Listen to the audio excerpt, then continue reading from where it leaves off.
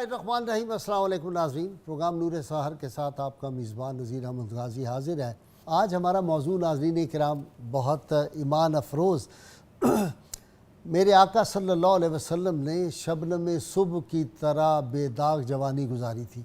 यही हमारा आज का मौज़ू है। मेरे दूसरे मेहमान नौजवान स्कॉलर हैं, प्रोफेसर हसन महमूद जमाती साहब हैं। तो रसूलुल्लाह सल्लल्लाहु अलैहि वसल्लम की सीरत पाक को देखने के लिए वो जो पाक ऐनक है ना अंदर, वो बिनाई नहीं, उसको क्या कहते हैं जी, दिल बीना भी कर खुदा से तलब, आँख का नूर दिल का नूर नहीं। तो दिल के नूर जब है उसकी ताकत से जब आँखों के साथ देखेंगे तो फिर आपको खूबियाँ जी। बिस्मिल्लाहिर्रहमानिर्रहीम। अल्लाहुम्मा सल्लि अला सय्यिदिना मौलाना मुहम्मद व अला आलिहि वसहबिहि बारिक वसल्लम। फैसल क़िबला, एक तो बहुत खूबसूरत उन्वान, ये माह रबीउल अव्वल की खूबसूरत सात हैं और तमाम नाज़रीन को इसकी मुबारकबाद, आपको मुबारकबाद। बहुत शुक्रिया। और फिर जो खूबसूरत उन्वान है कि करीम आका सल्लल्लाहु अलैहि वसल्लम की जो अहद शबाब है, उस हवाले से आज यही मौजू है, उन्वान है। मैं चंद जुमले इस पर अर्ज़ कर देता हूँ जो आपने अभी इरशाद फरमाया कि जी जो लेंस है वो कौन सा होना चाहिए।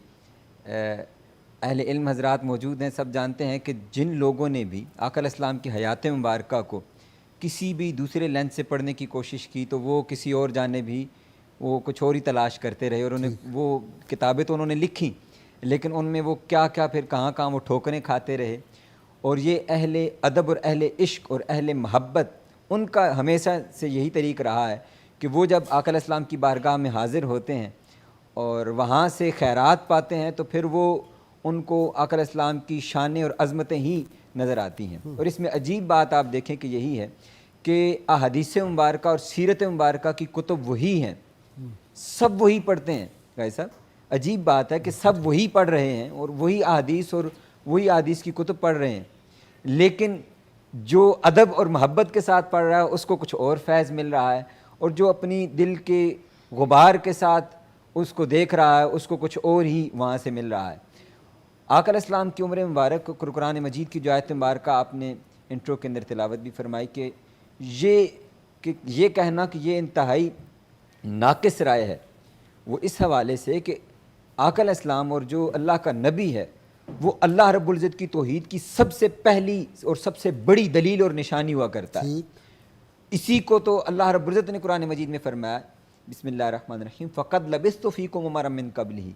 और फिर भाई साहब इसका जो आखिरी हिस्सा है वो बड़ा मज़े का, फरमाया अफ़ला ताक़िलून, क्या तुम अकल नहीं रखते? यानी अगर तुम अकल और शऊर रखते हो तो मेरी ये जो ज़िंदगी है 40 साल जो मैंने पहले तुम में गुजारी है वो ख़ुद तुम्हारे लिए एक बहुत बड़ी दलील है। तो आका अलैहिस्सलाम ने ऐसी बेदाग जवानी गुजारी है शबनम की तरह कि वो ख़ुद अल्लाह रब्बुल इज़्ज़त की तौहीद की दलील है। सुभान अल्लाह। मैं ये चाहूँगा कि इस मज़मून को और इस मौका को गनीमत जानते हुए जो हमारे आज के नौजवान हैं वो इससे क्या सीखें और हासिल करें। आका अलैहिस्सलाम की जो मुकम्मल हयात मुबारका वो हमारे लिए एक नमूना है और ऐसा कमाल जी, और ऐसा उसवा कामिला है कि उससे बेहतरीन उसवा वो पूरी तारीख़ इंसानियत के अंदर हमारे लिए नहीं हो सकता। ठीक। अब देखिए जो खूबसूरत बात है कि हमारा नौजवान आज कल किन मशागिल में मशगूल है और वो किस तरफ इन उम्र के अंदर, उम्र के इस हिस्से के अंदर वो किन रुझानात की तरफ माइल रहता है। और हम देखें कि करीम आका सल्लल्लाहु अलैहि वसल्लम आप अपनी इस उम्र मुबारक के अंदर किन मशागिल में मशगूल हैं। आप जब सिन शबाब की तरफ जा रहे हैं तो आका अलैहिस्सलाम को ये फ़िक्र दामनगीर है कि मेरे चचा माली हाल तौर पर कोई बहुत ज़्यादा वो कुशादा नहीं है और उनके जो ख़ानदान है वो भी बड़ा है। तो आपने फरमाया कि मैंने ये सोचा कि हम इनका हाथ बटाएं। इस वजह से आका अलैहिस्सलाम ने गला बानी का पेशा अख्तियार फरमा लिया, आप उसमें शरीक हो गए और अपने सिन शबाब के आगाज़ में आका अलैहिस्सलाम ने यह अमल फरमाया। और फिर ये कोई ऐब की बात नहीं है, हम आज स्टेटस कॉन्शियस हो गए हैं कि कोई हुनर हो, कोई काम हो तो हमें अगर वो हाथ से करना पड़ जाए तो हम स्टेटस कॉन्शियस हो के समझते हैं कि ऐसा साहब कि ये करना मेरे लिए शायद मायूब है, मैं अब बड़ी पैंट टाई कोई और यूनिवर्सिटी से 4 साल की ग्रेजुएशन मैंने कर ली है तो ग्रेजुएशन करने के बाद मैं कोई हाथ का काम और हुनर का काम करूं। और इसी तरह हम जो हमारे यहाँ पेशावर लोग हैं, जो हुनरमंद हैं, जो मज़दूर हैं, मज़दूर तबका है, उनके लिए भी आका अलैहिस्सलाम की ये हयात मुबारका किस तरह कितना खूबसूरत उसवा है कि किसी काम को अपने लिए ऐब ना जाना जाए। क्यों कि वो सैयदुल आलमीन सल्लल्लाहु अलैहि वसल्लम के मनसब पर फायज़ होकर भी ان پیشوں کو اختیار فرمایا۔ جی حسن، پروفیسر حسن۔ جی غازی صاحب قبلہ، جو آقا علیہ السلام کا جو عہد مبارک جس کی ہم اس وقت گفتگو کر رہے ہیں، اس میں ایک بڑا اہم پہلو یہ ہے کہ آقا علیہ السلام نے کبھی بھی جو اس دور کی جتنی بھی اخلاق بافتہ عادات جو اس معاشرے کے اندر پائی جاتی تھیں، حضور ان میں سے کسی ایک میں بھی ملوث کبھی نہیں رہے۔ سبحان اللہ۔ اور بالخصوص کہ جب بتوں کا راج تھا اور پورا مکہ جو تھا، جو اکثریت ان کی جو ان کی طرف راغب تھے اور انہی کو اپنا ماوا اور ملجا سمجھ کر ہر حاجت انہی سے طلب کر رہے تھے، اور وہ سمجھتے تھے کہ ہم محفوظ ہیں تو انہی کی وجہ سے ہیں، بارشیں برس رہی ہیں تو انہی کی وجہ سے ہیں۔ اس دور میں بھی آقا علیہ السلام کے حالات میں مبارک ہیں کہ حضرت زید رضی اللہ تعالیٰ عنہ فرماتے ہیں کہ جو ان کا ایک بت تھا جو تانبے کا بنا ہوا تھا، اصاف بت، تو ان کو طواف کے وقت یہ قریش کی عادت تھی کہ وہ جب ایک طواف مکمل کرتے تو اس کو ہاتھ لگایا کرتے تھے۔ تو فرماتے ہیں کہ میں آقا علیہ السلام کے ساتھ طواف کر رہا تھا تو میرے دل میں ایک خیال پیدا ہوا کہ اس کو ہم ہاتھ لگائیں، تو میں نے حضور کا آقا علیہ السلام کا عمل مبارک دیکھا کہ حضور نے اس کو نہیں چھوا، اور حضور اس سے صرف نظر فرماتے ہوئے آقا علیہ السلام نے اپنا طواف مکمل فرمایا۔ آپ فرماتے ہیں کہ میں نے چاہا کہ اس کو میں چھو لوں، تو میں جب اس کے قریب ہوا تو آقا علیہ السلام نے مجھے منع فرما دیا، میرا ہاتھ جھٹک دیا۔ آپ فرماتے پھر میرے دل میں خیال پیدا ہوا کہ آپ نے منع فرما دیا، لیکن فرمایا دوسرے چکر میں جو ہی مکمل ہوا، جب میں دوبارہ اس کی طرف بڑھنے لگا تو آقا علیہ السلام نے جلال کا اظہار فرمایا اور پھر میں اس سے دور ہو گیا۔ پھر اسی طرح ایک بوانا کا بت جو مشہور ہے کہ جس میں میلہ لگتا اور پھر بڑی کثرت کے ساتھ لوگ وہاں پر شریک ہوتے، تو وہاں پر جانے کے لیے بھی کافی زیادہ اصرار ہوا کہ آپ جائیں اور اس میں شریک ہوں۔ آقا علیہ السلام نے اس سے منع فرمایا اور فرمایا کہ میں کبھی اس میں شریک نہیں ہوں گا۔ تو وہ پھر کہا کرتے تھے کہ لگتا ہے کہ تم ہمارے خداؤں کو ناپسند کرتے ہو اور تم ان سے نفرت کرتے ہو۔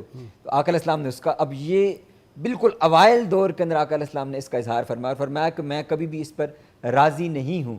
اور پھر جب دیکھیں قدرت نے جو رسول اللہ صلی اللہ علیہ وسلم کی پاکیزگی اور طہارت کو کس یعنی اعلیٰ مقام تک اس کی حفاظت کی ہے کہ وہ جب ایک دفعہ تعمیر ہو رہی تھی کعبہ کی اور سطر مبارک کھلا تو غیب سے فوری طور پہ سطر باندھ دیا گیا، وہ نالا جو تھا اس کو فوری طور پہ غیب سے ہاتھ آیا جس نے آ کے باندھ دیا۔ کمال ہے سطر مبارک، اور آپ نے فرمایا ساری عمر میرا سطر کسی نے نہیں دیکھا۔ ہاں سبحان اللہ۔ اور وہاں ورنہ تو لوگ کپڑے اتار کے تو طواف کرتے تھے ننگے طواف بھی کرتے تھے، اور وہ ان کا رواج تھا کہ وہ اپنا تہمت جو تھا وہ اٹھا کر کندھے پر رکھ لیتے تھے جب وہ پتھر اور وہ اینٹ گارا اٹھا رہے ہوتے تھے۔ تو وہ آقا علیہ السلام کو اصرار کیا گیا اور آقا علیہ السلام نے اس کو منع فرمایا، اور جب وہ کسی نے جرأت کر کے وہ کرنا چاہا تو آقا علیہ السلام پر وہ طاری ہو گئی اور آقا علیہ السلام زمین پر فراش ہو گئے اور آپ ٹکٹکی باندھ کر آسمان کو دیکھنے لگے۔ تو آپ کے چچا حضرت عباس نے کہا کہ بھتیجے کیا ہوا؟ فرمایا کہ مجھے کہا گیا ہے کہ تم نے یہ عمل نہیں کرنا۔ فرمایا کس نے کہا؟ اور یہ عمل مبارک کثرت کے ساتھ آقا علیہ السلام کے ساتھ پیش آیا، اتنی کثرت کے ساتھ کہ وہ بچپن میں کہتے ہیں کہ ایک دفعہ سیدہ حلیمہ سعدیہ کے جب گھر میں تھے تو وہ جو تہمت یا جو بھی پاجامہ مبارک تھا وہ نیچے ہونے لگا، اس وقت بھی غیب سے ہاتھ آیا اور انہوں نے آ کے وہ سطر نہیں اوپن ہونے دیا۔ یعنی بچپن سے یہ طہارت کے منزلیں جو ہیں، اور پھر جوانی میں تو آپ صلی اللہ علیہ وسلم کی جس طرح کی پاکیزہ مطہر جوانی ہے اس کا تو کوئی جواب ہو ہی نہیں سکتا۔ یہ جو ویسے آپ نے بڑا وہ جو سٹوری ٹیلر کا ایک وہ بھی واقعہ ہے جی کہ کہانیاں سنتے تھے نا عرب جا کے تو اس کے ساتھ وہ تھوڑی سی موسیقی بھی بجاتے تھے، تو آپ صلی اللہ علیہ وسلم تو وہاں گئے تو نیند آ گئی پہلے ہی، اس کا محض ارادہ ہی فرمایا کہ وہ ارادہ کیا تو نیند آ گئی وہ اس کا۔ اور یہ خوبصورت بات کہ جو آپ نے فرمایا نا کہ اعلان اظہار نبوت فرمایا۔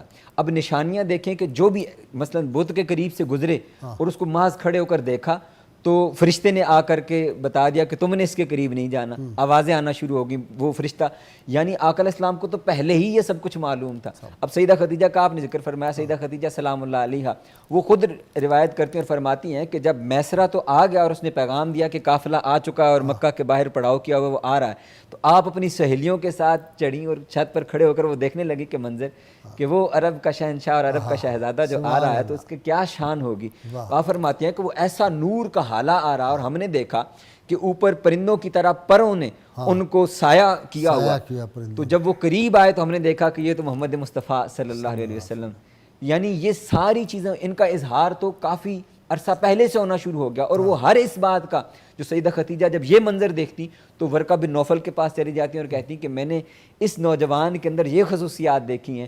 تو وہ کہتے کہ ہاں ہم نے اپنی کتابوں میں پڑھا ہے کہ وہ نبی آخر الزمان صلی اللہ علیہ وسلم جنہوں نے آنا ہے، ان کی نشانیاں جو ہماری کتابوں کے اندر جو ہم نے آج کے دن تک پڑھی ہیں وہ ان کے اندر پائی جاتی ہیں. اور وہ لمحہ بلمحہ، اور پھر جب آقا علیہ السلام کا نکاح مبارک ہو گیا، اور بڑی خوبصورت بات جو ایک اور میرے ذہن میں آ گئی سماجی کارکن کے حوالے سے، کہ آقا علیہ السلام کی جو شان اطہر تھی وہ آپ سماج کے کاموں کے اندر، ویلفیئر کے کاموں کے اندر اتنا زیادہ مشغول رہتے کہ اب دیکھیے کہ سیدہ خدیجہ نے جب آقا علیہ السلام نے آ کر وحی کا اظہار فرمایا کہ یہ کیفیت ہوئی، اور فرمایا کہ مجھے چادر اڑا دو، تو جب اس موقع کے اوپر سیدہ خدیجہ نے فرمایا، حضور نے فرمایا کہ مجھے اپنی جان کا خطرہ ہے. اب یہ سیرت طیبہ کا پہلا بیان ہے جو سیدہ خدیجہ سلام اللہ علیہ نے کیا، اور یہ ثنا گوئی بھی تھی، یہ نعت بھی تھی، اور یہ سیرت مبارکہ کا اظہار بھی تھا. اور آپ نے فرمایا کہ کیسے ہو سکتا ہے، آپ تو کریم ہیں، آپ تو بے سہاروں کو سہارا دینے والے ہیں. اور یہ سارے، اب یہاں پر لفظ معین استعمال ہوا ہے عربی کے اندر. ہمارے ہاں اعتراض ہوتا ہے لوگوں کو کہ آپ کسی کو مددگار نہیں کہہ سکتے، تو سیدہ خدیجہ تو آقا علیہ السلام کو براہ راست کہہ رہی ہیں کہ آپ تو بے یاروں کے جن کا کوئی مددگار نہیں ہوتا ان کی مدد کرنے والے ہیں، بے سہاروں کو سہارا دینے والے ہیں، محتاجوں کو، بیواؤں کو عطا کرنے والے ہیں. اور پھر سب سے بڑی بات جس کا آپ نے پہلے ارشاد فرمایا کہ اتنا عطا کرتے ہیں کہ اپنی آپ کو اس کا غم ہی نہیں ہوتا کہ میں غریب ہو جاؤں گا، اور پھر مہمان نوازی کی خاصیت تھی آپ کے اندر کہ آپ مہمان نوازی اتنی کثرت کے ساتھ فرماتے کہ یہ آپ کا خاصا تھا اور مشہور تھی یہ بات. اور اسی کا اظہار حضرت سیدنا ابو طالب نے اپنے خطبہ نکاح میں کیا، اور حضرت ورقہ بن نوفل نے جب دوسرا خطبہ پڑھایا تو انہوں نے بھی اسی کا اظہار کیا. تو ان شانوں کا اظہار جو ہے وہ ہو رہا ہے. تو آپ کی تو جوانی ان چیزوں کا مظہر ہے جس کو سیدہ خدیجہ سلام اللہ علیہا نے دیکھا، اور انہوں نے اس کا اظہار فرمایا. اور اسی بنا پر، اور پھر میسرہ سے وہ لمحہ بلمحہ پوچھتی رہی کہ میسرہ اچھا یہ بتاؤ کہ وہاں پر کیا معاملہ آیا. تو میسرہ نے پھر سارے واقعات بتائے کہ ان کا رویہ لوگوں کے ساتھ کیا رہا، اور پھر جتنے بھی لوگ ملے، نستورہ راہب ایک ملا اور دوسرا ایک اور راہب جس نے درخت کے نیچے جب آقا علیہ السلام نے آرام فرمایا تو اس نے کہا کہ کون شخص ہے جس نے اس درخت کے نیچے آرام فرمایا. تو آپ نے فرمایا کہ یہ اہل قریش میں سے ایک ہیں، بنو ہاشم میں سے. انہوں نے کہا کہ ہم نے دیکھا ہے کہ کسی نبی کے سوا کسی شخص نے اس درخت کے نیچے آج تک نہیں قیام فرمایا. انہوں نے فرمایا کہ یہ نبوت کی نشانی ہے. تو میسرہ وہ ساری نوٹ کر رہا تھا. پھر جب بازار میں کاروبار ہو رہا تو کسی نے کہا کہ میں آپ کی بات تب تسلیم کروں گا جب آپ لات اور عزیٰ کی قسم کھائیں گے. آپ نے فرمایا میں نے زندگی میں کبھی ان کا نام نہیں لیا، میں ان کی قسم کیسے کھا سکتا ہوں، میں ان کے قریب نہیں گیا، میں تو ان سے نفرت کرتا ہوں. پھر وہی شخص پکار اٹھا کہ بلا شبہ یہ جو عمل آپ فرما رہے ہیں یہ تو ایک نبی کی نشانیاں ہیں.